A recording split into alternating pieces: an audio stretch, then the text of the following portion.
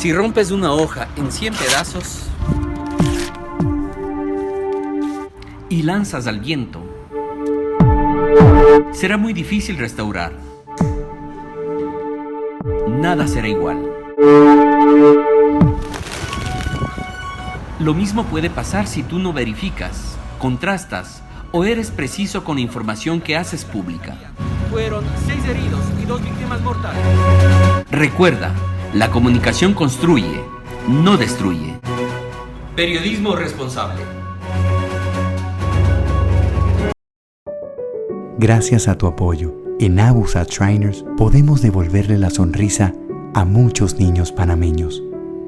Queremos seguir ayudando para que más niños panameños sigan sonriendo. Apóyanos con tu donación a través de Yapi. Abusat Shriners.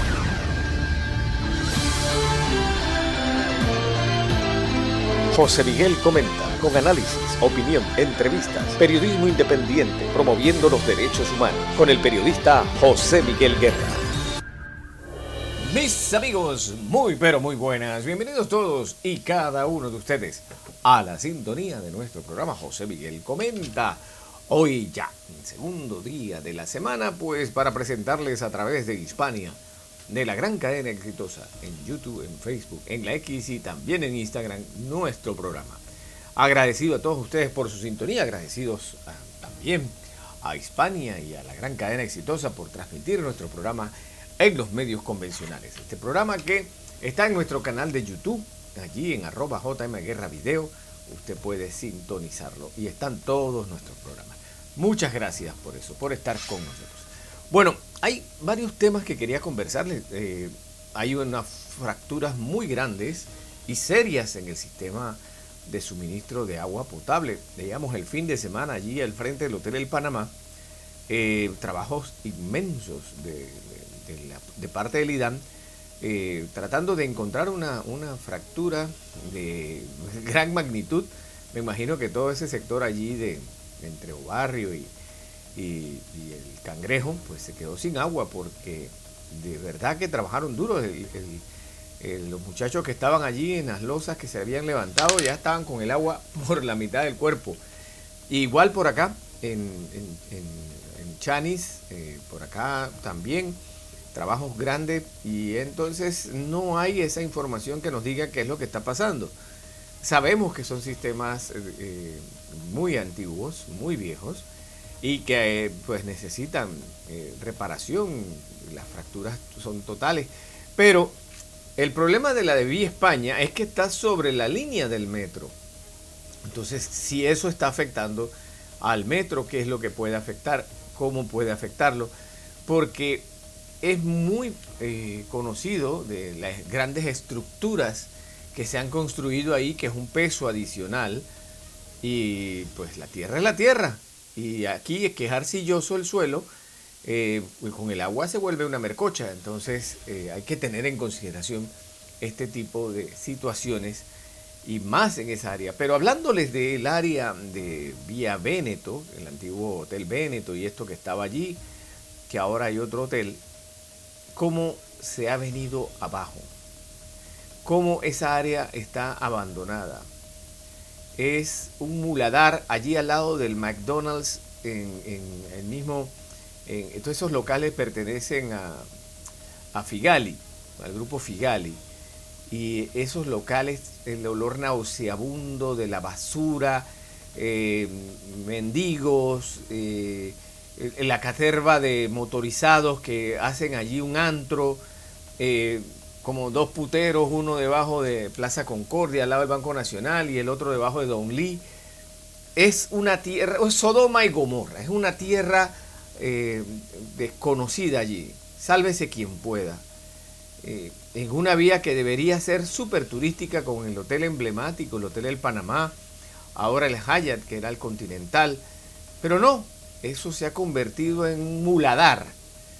Y están todos estos motorizados con la mayoría de acentos extranjeros que tienen eso. Es un desastre allí.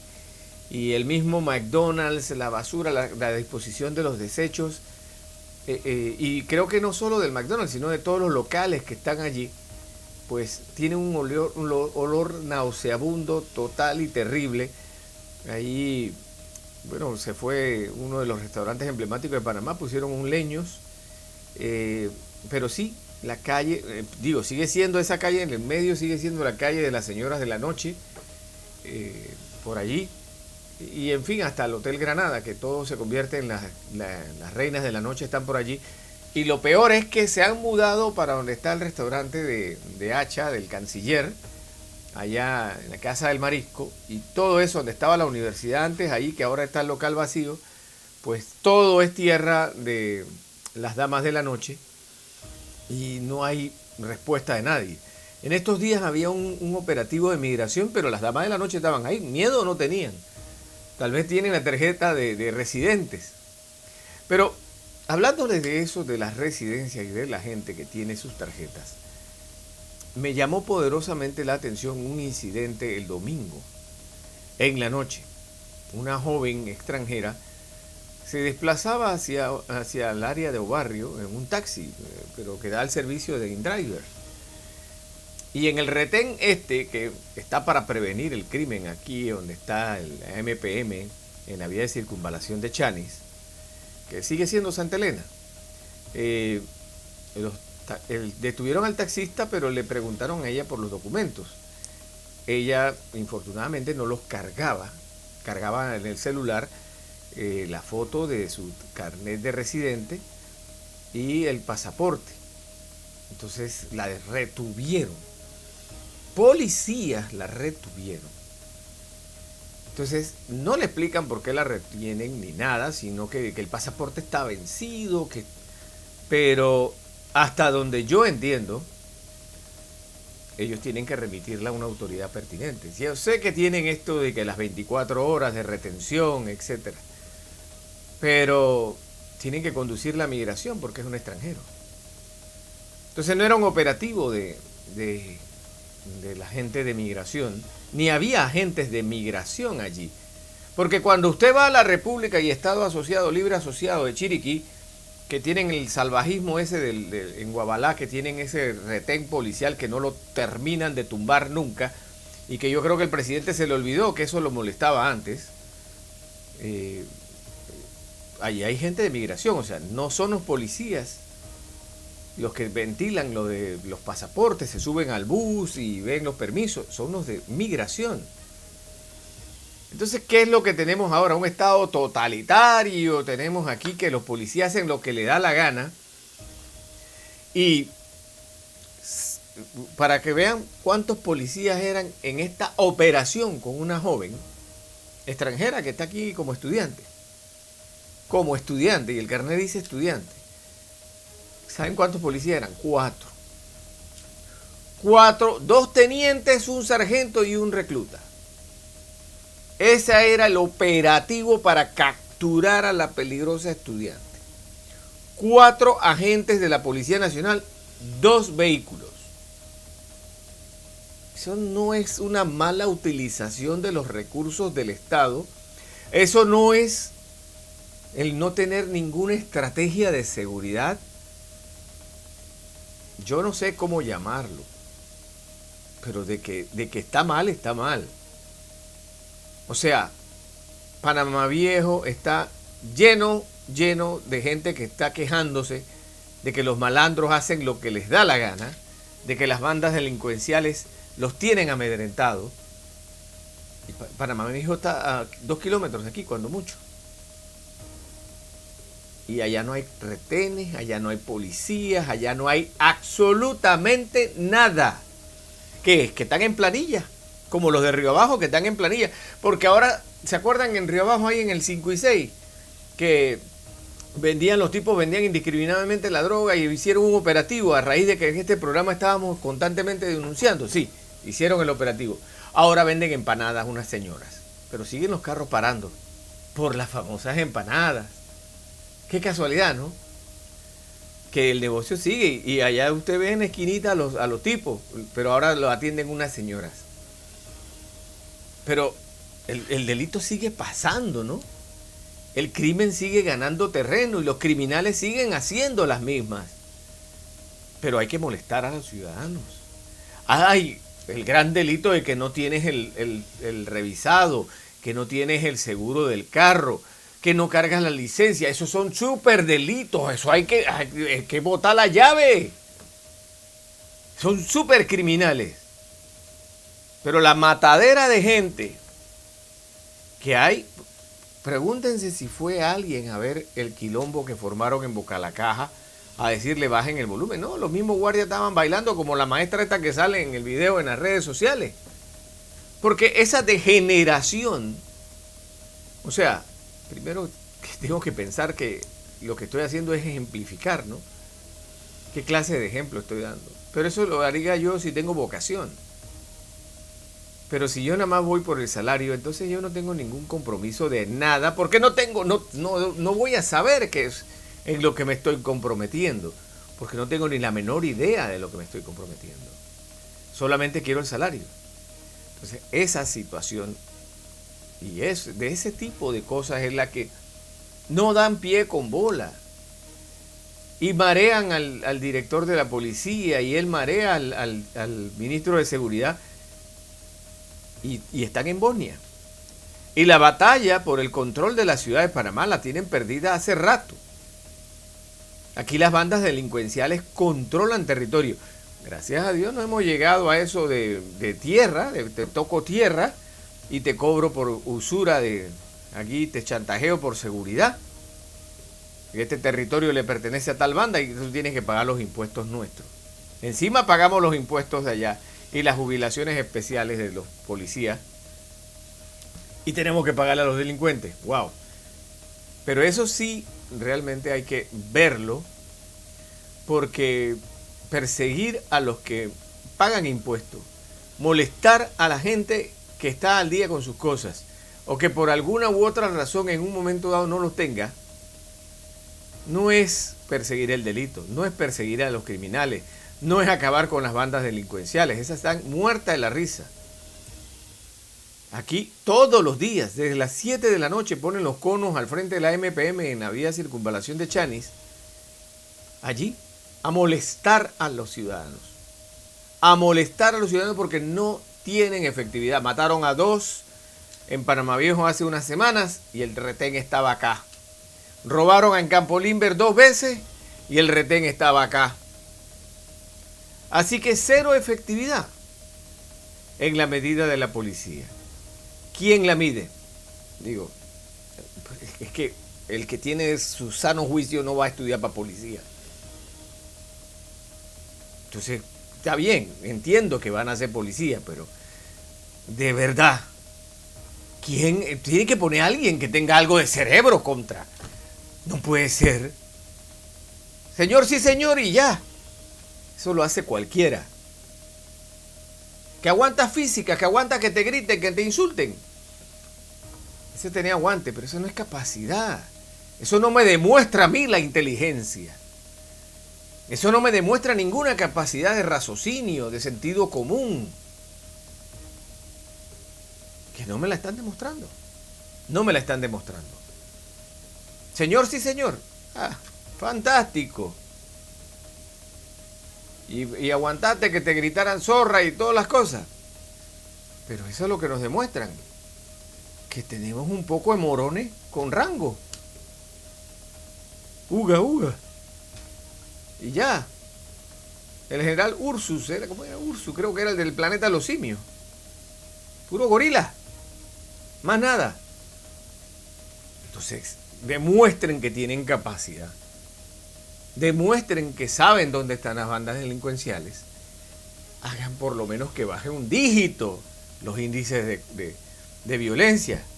Pero yo creo que lo que están es pensando como Petro. Si quitamos la palabra asesinato, es evidente que van a bajar los homicidios. Porque esa es la lógica de ellos. Burradas como esas son las lógicas. Pero molestando a los ciudadanos no van a llegar a ningún lado. Y menos a los ciudadanos que están tratando de ver cómo echan adelante este país. Que pagan su salario. Porque el jefe de ustedes no es el presidente. Nosotros somos el jefe del presidente y el jefe del presidente somos nosotros, por ende somos los jefes de la policía. Pero se meten en la cabeza unas ñamuras y bueno, ¿qué decirles de estas malas situaciones que venden un desgreño y un inaccionar, ¿no? Y encima usurpando funciones de servidor público? Porque al final cometieron un delito los policías. Porque tú no puedes usurpar las funciones para las cuales no estás designado. Porque el funcionario público solo puede hacer lo que la ley le permite. Y si es de extranjeros, es migración, no ustedes. Es otro estamento de seguridad y ahora está en la categoría de autoridad, o sea que está por encima de la nomenclatura de la policía. Pero digo, lo que natura no da, Salamanca no presta. Y ese es el gran sentido de lo que pasa en Panamá, que todo el mundo piensa que puede hacer lo que le da la gana porque tiene un rango, porque tiene mando, porque es funcionario de jerarquía. No, la jerarquía no la da eso. La jerarquía la da otras cosas. Tú puedes tener el rango, pero no tienes la jerarquía. Y ese es el gran sentido de muchas cosas aquí. Y hasta del usufructo, ¿no? Porque tal vez, quién sabe, pararon a la muchacha pensando, ay, viene un billete o un favor sexual o lo que sea. Entonces es más corrupción, más de lo mismo. Pero eso, que nosotros lo vimos en primera fila, no me van a echar cuento, no es que yo me lo dije, no, yo lo vi en primera fila. Y vi las actitudes y vi todo. Y vi cómo se trata de sacar la pata cuando hay un periodista. Pero el problema no soy yo. El problema es qué pasa cuando yo no estoy. Y ese es el problema. Porque no debe haber un periodista allí parado para que ellos hagan su trabajo como debe ser. Tienen que hacerlo bien siempre y dejar los abusos. Y sobre todo, establecer estrategias para evitar la ola delincuencial en los lugares calientes. Si fuese que estuvieran dando rondas de patrullaje aquí, pero molestan a mansalva a todo, y cuando es un carro grande de los de más nuevos, ay papá, lo revisan todo para ver si algo se cae de la mesa. Y mándame un yapi ahí, ponle frutas, compra de frutas. Pago por las frutas, le dicen, porque ya están también, dentro de poco ya van a tener puesto móvil de tarjeta de crédito y todo para la coima. Porque así es que van. Y es lamentable que tengamos que expresarnos de esta forma y retrotraernos a discursos que teníamos de la policía de cuando empezamos este programa, allá hace muchos años ya, más de 16 años, y que es muy triste que siga esto y incrementándose, que se va incrementando con el decir. Y han pasado cualquier cantidad de directores de la policía y nada ha cambiado. Nada, la misma estrategia. Todos prometen más seguridad a los presidentes y ponen a los peores en esto. Y se institucionalizan rapidito con el saludo, con el director y con la salamería que le montan de protocolo. Y ya quedan embebidos y hasta ahí llegó. Entonces eso no puede pasar. Tiene que haber un hasta cuándo ya. Porque aquí los vecinos están en las redes de vecinos alarmados por esto, porque hay carros sospechosos, porque todo, pero los policías no lo ven. Ellos están allá afuera y ellos no ven los carros sospechosos. No saben quién es el dueño de cada carro. Yo me imagino que sabrán que en la calle de Barcelona vive el magistrado Junca, que fue presidente del Tribunal Electoral y tiene su escolta. Pero de ahí nomás, que Elías Castillo vive en la primera calle del Romeral. Pero no tienen mayor. Aunque yo no sé si Elías Castillo, yo creo que sigue funcionando ahí con el relajo ese de Parlamento Latinoamericano. Pero esos son lo que vi ahí, el ex embajador de Panamá en Cuba y otros exministros. La jueza que le metieron un par de tiros a la casa que ellas sí no pensaron poner un carro blindado como a la magistrada presidenta de la Corte, ahí en la calle de Virna Yulisa Quintero, aquí mismo, la vecina. De verdad. Y eso nada más aquí en el Romeral. No estoy hablando de Reparto, de Los Pinos, de Casablanca y todas las otras barriadas internas en Chanis, que hay, que tendrán sus problemas, pero que no se solucionan con poner un retén en el AMPM, que creo que ya le robaron al AMPM una vez cuando no pusieron el retén. Pero el molestar a los ciudadanos no va a hacer que tengamos mejor percepción de seguridad, porque no ha funcionado nunca, ni va a funcionar jamás en ese respecto. Entonces, de verdad que hay que hacer algo. Bueno, en otro tema, estaba viendo un reporte de la Codeco, del malestar de los ciudadanos, y que la mayoría de las quejas que tienen los ciudadanos es con el reporte de lo que se llama su estado de solvencia, ¿no? Crediticio, que lo manejan ellos, la Asociación Panameña de Crédito, una cosa así. Eso hay que abolirlo. Eso hay que abolirlo siempre. El trato es que usted debe, ¿verdad? Ustedes quieren saber tus deudas, quieren saber todo esto. Y para poder acceder a algo tienes que firmarle un documento que ellos puedan ver tu estado crediticio. Más allá de que las reglas del juego lleva tu talonario, cuántos años tienes de estar trabajando, cosas de esas. O declaración de renta, lo que sea. Para poder dar créditos. Pero este relajito de que sea un ente al cual el ciudadano no tiene acceso, sino que este ente trabaja en función de los empresarios, como que la ecuación está mal, porque en la nomenclatura de la ley laboral vigente en Panamá, siempre la parte más débil es el empleado. Quiere decir que si esa es la filosofía, la parte más débil siempre va a ser el ciudadano, ante los entes crediticios. ¿Por qué no se ha normado? ¿Por qué no se ha regulado? ¿Por qué no se ha llevado a la ley? Es la gran incógnita de que una asamblea inoperante que no quiere discutir sobre eso. Mire, imagínense una ley. La ley de las refacciones, de los repuestos de carros. Regular el mercado de repuestos vehiculares.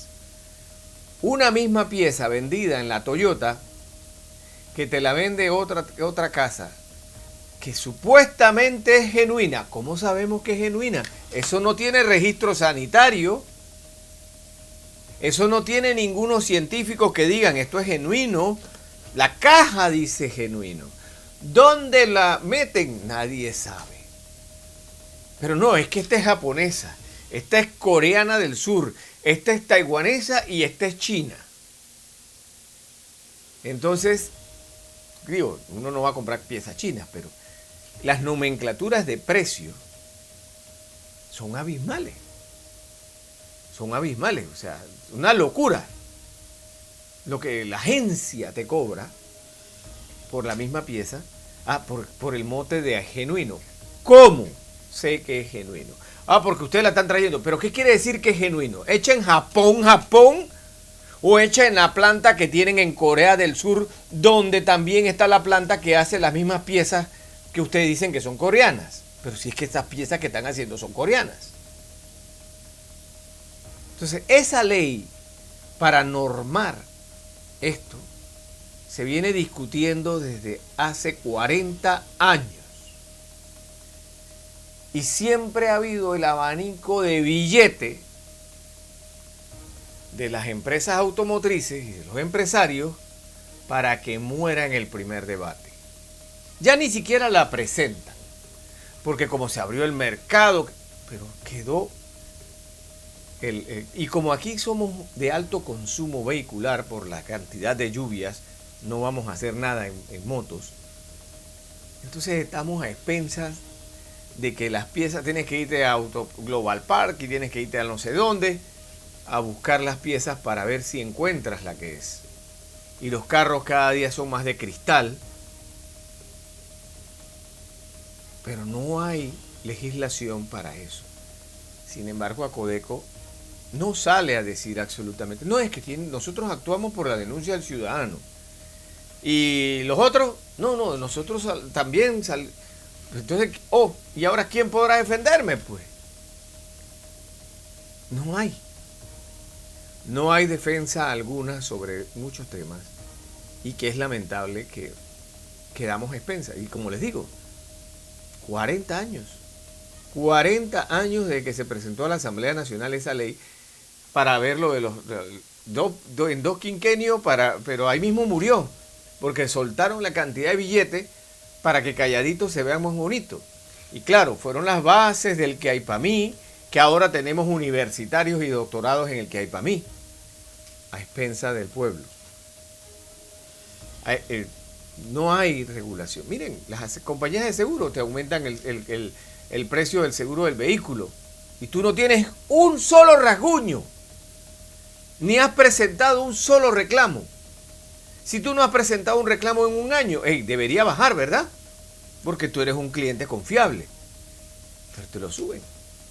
Ese es el otro regulador bancario de seguro y reaseguro. Ese está en Bosnia. Ese nada más está recibiendo la platica y pensando en qué compañía va a trabajar después que termine el quinquenio. Porque a los que ponen en estos cargos es aspirando a que los contraten después que salen de allí. Todos los superintendentes de banco, todos están trabajando en banco ahora mismo. Todos están trabajando en algún banco. Qué cosa, ¿no? Qué casualidad. Diría el de Betty la Fea. ¡Qué casualidad! Vea, Betty. ¿Ah? Porque la casualidad es casualidad, ¿no? Están trabajando en banco. Después que dejaron la superintendencia de banco. Y todos andan en eso. Pero el ciudadano que paga sus salarios no está en eso. Y realmente no hay disposiciones. Estamos a la buena de Dios que los chinitos de Auto Global Park traigan buenas piezas. Y los vendedores sí te dicen, no, esta es coreana, esta es china, esta es japonesa.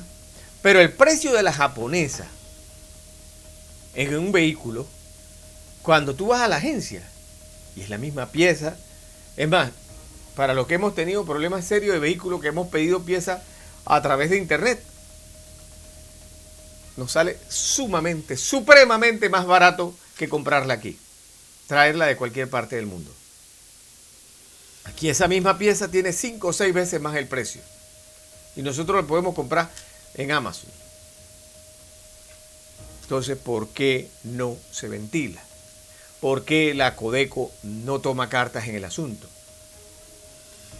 Y bueno, el último tema ahí, antes de irnos a la sección internacional, es que de verdad yo no entiendo la transparencia y la rendición de cuentas, pero también de parte de los medios de comunicación. Estaba viendo ahí las noticias de lo de la asamblea, que sí, que se reunieron en un hotel. ¿Qué hotel? ¿En qué hotel se reunieron? No, en un hotel. Es que yo no le voy a dar publicidad al hotel. Hay que de verdad tenerse cero cerebro, ¿no? Cero cerebro para pensar de esa manera. Pero es que es increíble, ¿no? Cómo tratamos de amañar las situaciones. Porque tú tienes que saber el contexto. No es lo mismo reunirte en el Hotel El Manguito que reunirte en el Meridian. O sea, tú tienes que ver el contexto para que se lo vendas a la gente de que esto es lo que está pasando. El matraqueo se está haciendo en alto nivel. Le están dando una super comida, lo están llevando a un lugar exclusivo para doblar brazos. Pero como somos tan miopes y vemos las cosas tan microscópicas,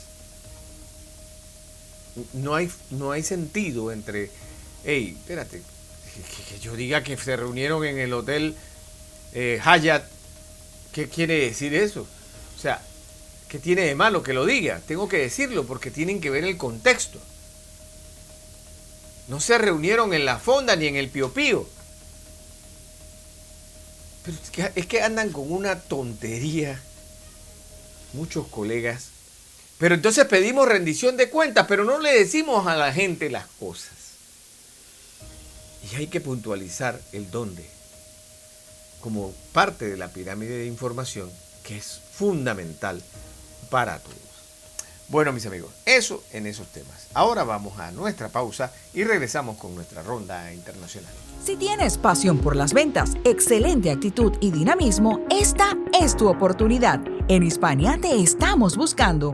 Ofrecemos atractivas comisiones, capacitación y el respaldo de un equipo que desea ver tu talento brillar. Envía tu hoja de vida al correo info@hispaniamedia.tv con el asunto vacante ventas y te estaremos contactando. Somos Hispania, la ventana del talento nacional.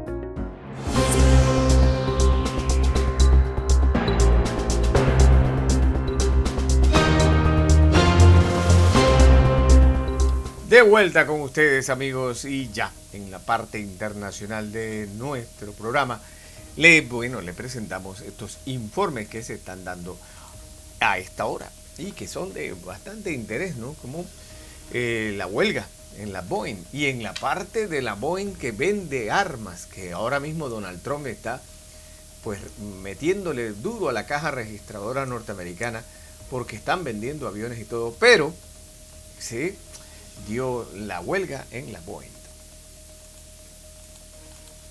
Los trabajadores de Boeing en las plantas de producción de aviones de combate de la compañía en Missouri e Illinois se han declarado en huelga este lunes, después de que unos 3.200 trabajadores rechazasen un acuerdo laboral de unos 4 años de duración.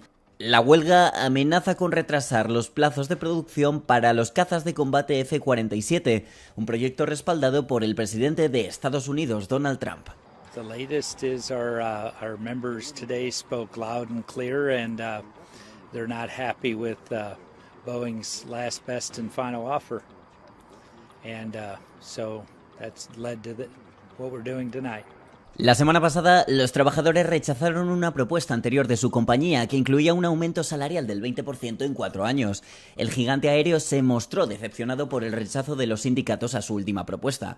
Boeing ha estado en apuros en la última década tras 3 accidentes de aviones de pasajeros de gran repercusión que causaron la muerte de cientos de personas en Indonesia, Etiopía y más recientemente en India.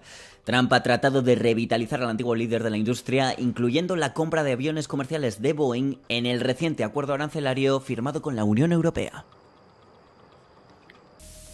Bueno, para que ustedes vean que él estaba tratando de hacer eso, sin embargo, pues tienen que hacerle la propuesta. Y qué raro, ¿no? Estos trabajadores de una empresa, pues, de primer mundo, de todo, y simple y llanamente, pero yo no los vi destruyendo la ciudad, ni quemando, ni haciendo, y simplemente están en huelga por sus prestaciones. Bueno, la India y Filipinas protegen lo que se llama el Mar de China y hacen sus ejercicios navales. India y Filipinas organizaron entre el domingo y el lunes sus primeras maniobras navales conjuntas en el disputado Mar de China Meridional. Es probable que este despliegue militar de alto nivel provoque a China, que reclama la mayor parte de las aguas. Preguntado al respecto, el jefe del Estado Mayor de las Fuerzas Armadas Filipinas, Romeo Browner, declaró que las maniobras habían sido un éxito hasta la fecha y no habían suscitado una respuesta inmediata de Pekín.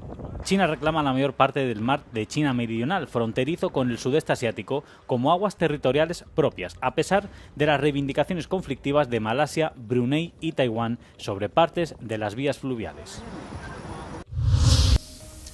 Entre tanto, pues sigue la sequía, sigue la temperatura seca y los incendios en Portugal que pues registran evacuaciones. Las llamas obligaron el sábado por la noche a evacuar una residencia de ancianos en la localidad de São Martinho de Anta, en Sabrosa, en el distrito de Vila Real. Tiramos todos os utentes do lar por uma questão de precaução, por causa do fumo e das faúlhas. El incendio fue alertado a las 2:30 de la tarde el sábado en São Cibrao, Vila-real, y luego se propagó a Sabrosa, donde se acercó a varias localidades. 19 residentes fueron evacuados por precaución. Foi minutos. Ao pé da sua casa. Mesmo por cima, mesmo ao meu lado, a tua casa, as lâmpadas passaram por cima. A minha casa está lá em cima. E eu ainda não sei como é que ela está, porque tive que fugir. Quem é que lhe disse para fugir? Eu, porque vi as chamas muito próximas. Eu vi um inferno ali, naqueles prédios. Ou aquilo foi em segundos. Aquilo parecia que levava tudo à nossa frente. Não havia nada, se não fossem os bombeiros ajudarme e a gente, ficávamos sem nada. A las 8:30 del domingo, según Protección Civil, el incendio de Sabrosa había movilizado a cerca de 300 operativos. Deixar que o fogo acalme, que isto passe, para depois retomarem cada um às suas casas e assim não ficarem animais para trás, nem acorrentados, nem esquecidos. Já retiramos coelhos, já retiramos galinhas, já retiramos gatos y ya retiramos cães. El gobierno ha declarado el estado de alerta en todo Portugal continental entre el domingo y el jueves debido a una ola de calor extremo. Las temperaturas máximas previstas estarán entre los 36 y los 44 grados centígrados. Bueno, eso por allá por Portugal, y a tenerlo en consideración con lo que es la estación seca y mantenerse pues fluidos y aprender de muchos que tienen sus sistemas de irrigación que son eficientes y eficaces. Pero, ¿qué se puede hacer ante la falta de electricidad? ¿Y cuál es el objetivo? De seguir pensando que las cosas se van a solucionar sin hacer nada. La capital cubana sufrió un apagón generalizado que, según las autoridades, estaría en aras de solución. Laguiteras, la principal central generadora de electricidad en tierra, con unos 200 megawatts, está sincronizada, pero otros 240 se irían de la isla. El oficialismo informó que por razones comerciales la patana turca, Suheila Sultán, conocida popularmente como la patana de melones, ubicada en la bahía de La Habana, se desconectará del sistema electroenergético nacional. La patana es como si el país hubiera hecho una inversión, una gran inversión en una gran unidad termoeléctrica. Hoy tenemos 633 megawatts en generación móvil. Es más que el Felton, exacto, que es la más grande. Exactamente. Hace un año, el ministro castrista de Minas y Energía defendía a capa y espada la presencia de las patanas turcas. El régimen negoció con la empresa Karadeniz en octubre de 2018 para desplegar plantas generadoras flotantes. 8 de ellas llegaron a operar, pero hoy solo queda en funcionamiento la de regla. Aquí cocinando con leña así. La crisis se agudiza, la falta de divisas es el principal escollo, pero la isla no exporta y el turismo, en su momento considerado como la locomotora de la economía cubana, transita a marcha forzada y el oficialismo sigue apostando a él. Con este sector nos estamos jugando la recuperación, impulsar la economía de este país. Según el economista Pedro Monreal en un hilo en X, mantener contra viento y marea una inversión turística superior a la tercera parte de la inversión total del país en medio de tasas de ocupación que durante un quinquenio no han superado el 30%, expresa desconexión entre decisiones financieras y necesidades reales. Y es que los números no mienten. ¡Wow! Lo volvimos a hacer. Seguimos brillando.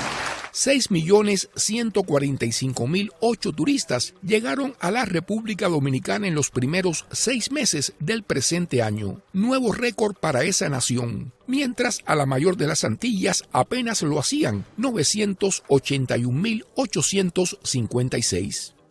La ocupación hotelera. La ocupación hotelera en Dominicana en los primeros 6 meses del presente año fue de un 77%. Mientras Cuba no llega al 30%. El contraste entre la reciente dinámica estable de inversión turística y la tendencia decreciente de ocupación hotelera parece indicar el predominio de una visión que prioriza la hotelería como espacio para construir activos financieros, subordinando la dimensión productiva, sentencia Monreal en su análisis.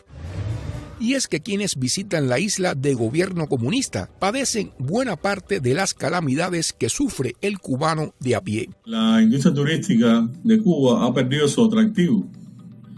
Nadie va a hacer turismo a un país donde desde que tú te bajas del avión vas a ver basura en todas las esquinas de las ciudades, donde vas a ver que las casas están cayendo en pedazos, donde vas a ver que no existe prácticamente transporte y además que las ciudades están apagadas, no hay luz. Entonces, ¿quién va a pagar miles de dólares por un pasaje de avión y después por la estancia para ir a ver el infierno? Desde hace un par de años, Emilio Morales, presidente de Havana Consulting Group, ha venido analizando el declive de la industria turística cubana, que tras los 4.7 millones de visitantes internacionales recibidos en 2018, cerró el pasado año con menos de la mitad de esa cifra, y 2025 pudiera ser aún peor. Luis Guardia, Martín Noticias. Bueno, mis amigos, entre tanto, pues hay razones para analizar todo lo que está pasando con la electricidad, porque no es una situación aislada, sino que es consuetudinaria, y así lo demuestran las cifras del mes de julio. Finalizó julio como uno de los meses donde más apagones han existido en Cuba. Nunca se pudo llegar al régimen base, es decir, suplir la mínima demanda. En muchas localidades del país se vive entre alumbrones. Porque ya no es un bajón de 1 o 2 horas, sino hasta de 24 y más también. Ayer la afectación fue superior a lo que había planificado. De hecho, fue antes del horario pico, a las 20:50, y fue 2.054 megawatts afectados. El 21 de julio se estableció un récord a las 8:50 de la noche. La máxima afectación por déficit de capacidad de generación fue de 2.054 megawatts, y al menos otros 2 días se superaron los 2.000. Es decir, casi el 60% de la isla estaba a oscuras. A la vida primitiva. No nos queda de otra más. Mira, aquí cocinando con leña así. El cubano ya se ha acostumbrado a esta forma de mal vivir, a cocinar con leña o carbón, a padecer el intenso calor del verano, a regresar a la comunidad primitiva. Aquí en Cuba lo que estamos viendo es un tipo de aborigen. Ya lo que estamos es cocinando, la mayoría está cocinando con leña porque hasta el carbón está demasiado caro, a 1.000 pesos, 900, demasiado caro que el salario no da para eso. La solución no se divisa y el régimen se limita a culpar a su vecino del norte cuando el principal problema es la inoperancia del modelo socioeconómico y político impuesto que ha llevado al país a la quiebra. Algunos continúan preguntándose por qué no compramos más petróleo o reparamos las termoeléctricas viejas. La respuesta es clara. Ni el dinero ni el tiempo lo justifican. Una termoeléctrica tarda 2 años en modernizarse. Un parque se instala en 3 meses. El oficialismo dice apostar a los parques fotovoltaicos, que ayudan pero no resuelven la crisis, pues con estos no se puede llegar al llamado régimen base, es decir, generar la mínima demanda, por lo que los apagones en sentido general son las 24 horas, y a la hora pico, es decir, durante la máxima demanda, media isla está a oscuras. Diario, sin almuerzo, sin comida, a cocinar con leña. Muchos se quedan sin comer esperando a ver si tienen la suerte que la corriente llegue a las 6, 7 de la noche y se quedan hasta sin comer. En los últimos 9 meses han ocurrido en Cuba 4 colapsos totales del sistema electroenergético. Es decir, la isla se quedó totalmente sin electricidad. Y es que las 15 unidades de generación térmica con que cuenta el país están en muy mal estado.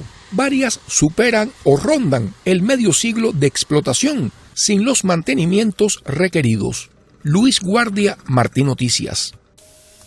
Bueno, me decía Juan Miguel Can, el ingeniero Juan Miguel Can, que pues tú cuando vayas a comprar algo, pues, y él era ingeniero en petróleo, cuando trabajábamos en Refinería Panamá, cuando vayas a comprar algo es porque tienes para comprarte 2, uno para eso y otro para el mantenimiento. Bueno, y se me pasó en el transcurso del programa, realmente porque era una gran persona, muy asidua a este programa, y la tenía en muy alta estima a la profesora Iliana Golcher, que ayer nos dejó en el mundo terrenal, y nos dejó sus libros y su gran don de gente para los que tuvimos la interacción con ella.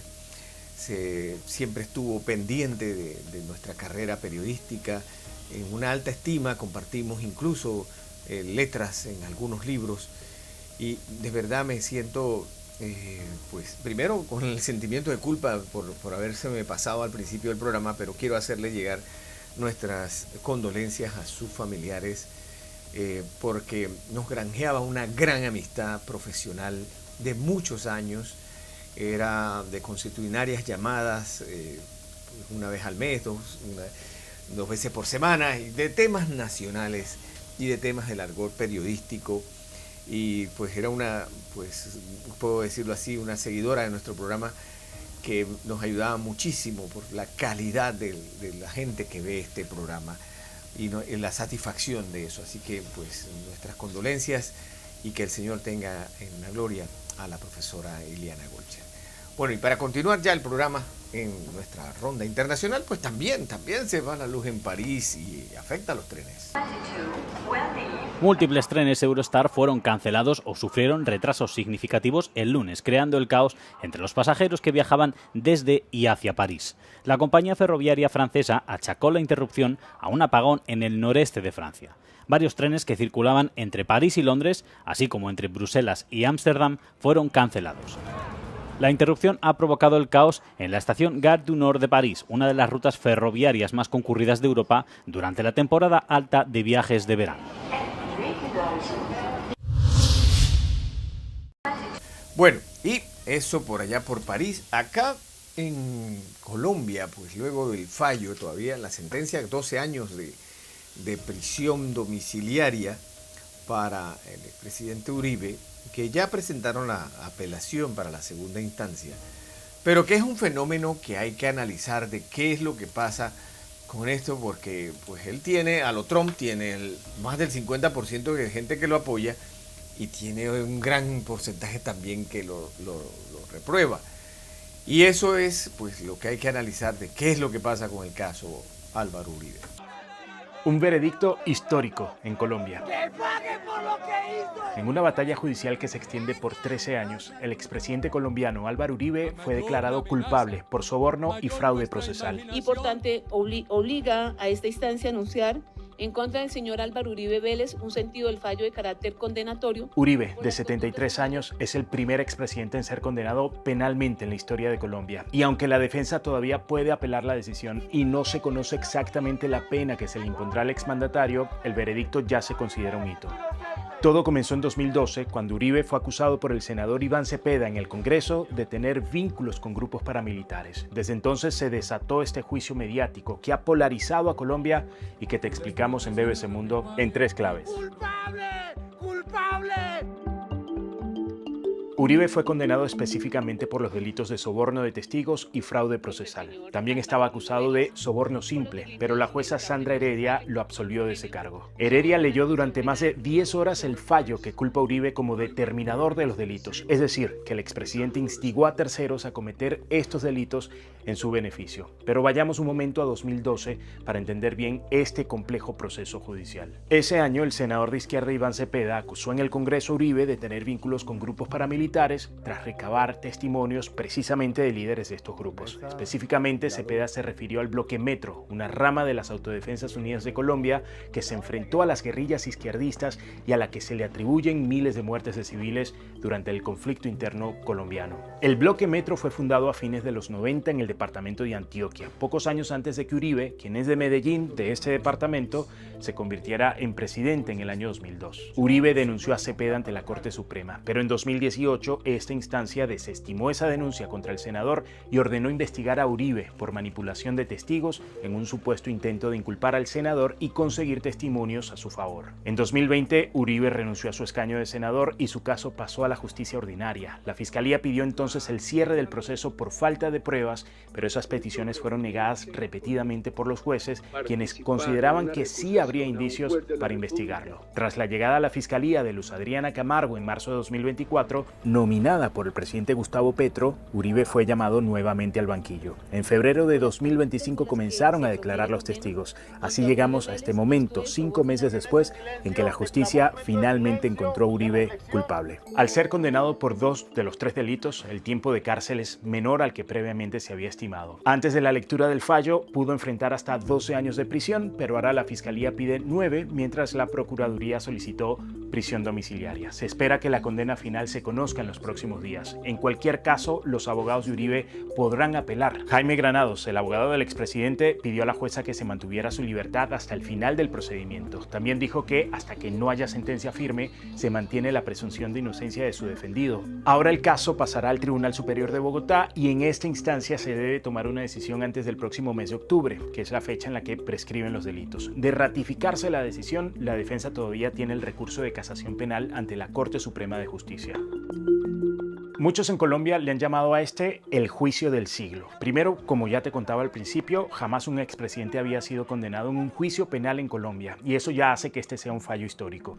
Pero también porque hasta el último momento muchos no creían que el primero fuese Uribe, una figura tan poderosa y polarizante de la política colombiana. Gabriel Ignacio Gómez Sánchez, politólogo de la Universidad de Antioquia, le dijo a BBC Mundo que se trataba de un hito, sobre todo porque se da en un escenario donde los políticos poderosos son prácticamente intocables y los espacios de procesamiento de expresidentes no generan mucha credibilidad. En Colombia sigue habiendo niveles altos de impunidad y para los analistas destaca el hecho de que la jueza haya impuesto su criterio a pesar de la enorme presión mediática de los últimos meses. Los efectos políticos del fallo son por ahora impredecibles, aunque el abogado Carlos Cortés, entrevistado por BBC Mundo, cree que el veredicto será utilizado por quienes apoyan a Uribe para aumentar la confrontación. Cree, por ejemplo, que se cuestionará qué sucederá con los líderes de las guerrillas y se apuntará al hecho de que hoy un exguerrillero como Gustavo Petro ocupa la presidencia. Los politólogos consultados por BBC Mundo también creen que el caso Uribe será utilizado por todo el espectro político de cara a las elecciones presidenciales del año 2026, aunque eso sí, Jean Basset de la Universidad del Rosario cree que el efecto tampoco será tan grande, ya que Uribe ha perdido popularidad y está alejado del centro de la vida política. En cualquier caso, si hay algo que parece preocupar a muchos colombianos es la reacción desde los Estados Unidos. Este país y Colombia no viven su mejor momento desde que Donald Trump, alejado ideológicamente del presidente Petro, llegó a la Casa Blanca. De hecho, Marco Rubio, el secretario de Estado estadounidense, pareció defender al expresidente cuando dijo que el único delito de Uribe ha sido luchar incansablemente y defender a su patria, y que, en sus palabras textuales, la instrumentalización del Poder Judicial colombiano por parte de jueces radicales ha sentado un precedente preocupante. En Colombia temen que, como sucede en Brasil, Trump pueda tomar represalias e imponer altos aranceles, como lo está haciendo ahora a raíz del juicio contra su aliado, el expresidente Jair Bolsonaro. Bueno, y es que, pues sí, los une mucho de ese sentimiento patrio que Uribe, pues no crean que Bukele la inventó, ¿no? Uribe fue el que puso el alto a la guerrilla y el alto a los grupos fascinerosos que tenían tomado Colombia y que le llevó la tranquilidad. Y pues hay que esperar para ver lo de la apelación en la segunda instancia en Bogotá, que es diferente a lo que se dio en Medellín. Entre tanto, don Benjamín Netanyahu está pues fuera del tiesto, que quiere ahora tomarse todo Gaza. Según informes, el primer ministro israelí Benjamín Netanyahu ha declarado a sus ministros que buscará ocupar completamente la franja de Gaza. Este es un cambio de tono notable por parte del gobierno israelí, que hasta ahora ha mantenido que sus principales objetivos eran derrotar a Hamás y liberar a los rehenes retenidos en Gaza, no la ocupación total de la franja. El mes pasado, el ministro de Asuntos Exteriores israelí Gideon Sa'ar declaró a Euronews que su país no tenía intención de ocupar Gaza a largo plazo. Esto ocurre en un momento en que muchos países occidentales, como Francia, el Reino Unido y Canadá, han avanzado hacia el reconocimiento de un Estado palestino. Israel se ha enfrentado recientemente a un mayor escrutinio por parte de sus aliados por su conducta en Gaza, en medio de una crisis humanitaria que se agrava y ha dejado a la población al borde de la hambruna. Netanyahu rechaza la creación de un Estado palestino y ha prometido mantener un control ilimitado sobre los territorios palestinos ocupados, incluyendo Gaza y Cisjordania. Más mano dura es lo que promete. Bueno, decía Pepe Mujica que tú no puedes jugar a la democracia, tú no puedes jugar a ser demócrata, tú tienes que ser lo que tienes que ser. Y no puedes estar dando chances de que sí, que no, que vamos a actos de buena fe con dictadores. Eso no existe. Con dictaduras no existen los actos de buena fe. Es mano dura. Porque las dictaduras aprovechan tu buena fe y lo ven como debilidad. Y es lo que está pasando en Corea del Sur, ahora con retirar los altavoces de propaganda de Corea del Sur. Seúl retira los altavoces de propaganda fronterizos para aliviar las tensiones con Pyongyang. La medida forma parte de un esfuerzo del nuevo gobierno liberal de Corea del Sur para reducir las tensiones con Corea del Norte. 우리 군은 오늘부터 대북 확성기 철거를 시작하였습니다. 이는 군의 대비 태세에 영향이 없는 범위 내에서 남북 간 긴장 완화에 도움이 되는 실질적인 조치를 시행하는 것입니다. Los altavoces que emitían propaganda antinorcoreana y canciones de K-pop fueron instalados por el gobierno conservador en junio del año pasado. La medida era una represalia tras el lanzamiento por parte de Corea del Norte de globos llenos de basura a través de la frontera. Corea del Norte aún no ha comentado la decisión de Corea del Sur de retirar los altavoces. Y esto usted tiene que entenderlo. Esos dos países están en guerra. Corea del Norte y Corea del Sur están en guerra. No hubo un acuerdo de paz. Hubo nos quedamos quietos, tú en tu lado y yo en el mío, pero no hubo un arreglo de paz en la guerra que terminó en 1953. No. Allí fue un armisticio, digámoslo, un empate, cada quien para su lado. Pero ellos oficialmente están en estado de guerra y eso lo han manifestado. Entre tanto, Polonia, pues lejos de las posturas del Parlamento Europeo y de la presidenta del Parlamento Europeo, está prorrogando su cierre de fronteras entre Alemania y Lituania. Polonia amplía sus controles fronterizos temporales con Alemania y Lituania hasta el 4 de octubre. Así lo ha anunciado este domingo el ministro del Interior, Marcin Kierwiński. El gobierno de Donald Tusk alega preocupaciones por la inmigración irregular como pretexto para restringir la libre circulación del espacio Schengen en su país. El movimiento migratorio se desplaza cada vez más hacia varios estados del este de la Unión Europea, especialmente en Lituania y Letonia, debido al cierre de las fronteras con Rusia y Bielorrusia. Varsovia también afirma que los migrantes entran en territorio polaco a través de Alemania. En respuesta, Berlín también ha introducido controles en todas sus fronteras. Tanto Alemania como Polonia forman parte de Schengen, que permite a los ciudadanos viajar a través de las fronteras de este espacio sin controles fronterizos. Pero según la normativa comunitaria que rige a Schengen, los Estados miembros pueden introducir controles en caso de que consideren que existe una amenaza grave para la seguridad de su país.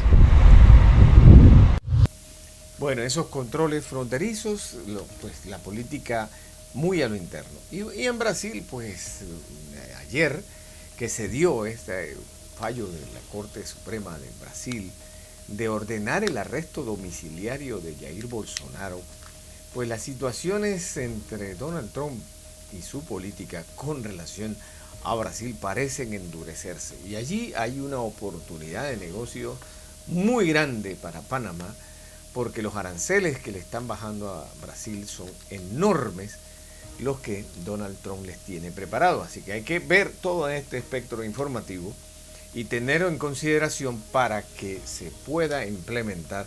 Ahí está pues la parte de la alerta que viene dándose desde Brasil, pues que ordenó que Jair Bolsonaro, por incumplir restricciones con la Corte, se le ordena dejarla quedar recluido en su residencia en el proceso que se le sigue por supuestamente tratar de impedir la asunción al poder de Luis Ignacio Lula da Silva. Y eso pues se tendrá que ver en los tribunales y dará mucho más que muchas más informaciones que tendremos que ver de este tema.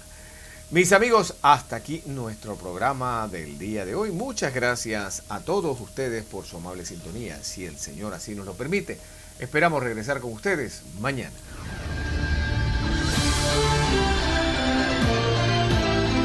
José Miguel comenta, con análisis, opinión, entrevistas, periodismo independiente, promoviendo los derechos humanos, con el periodista José Miguel Guerra.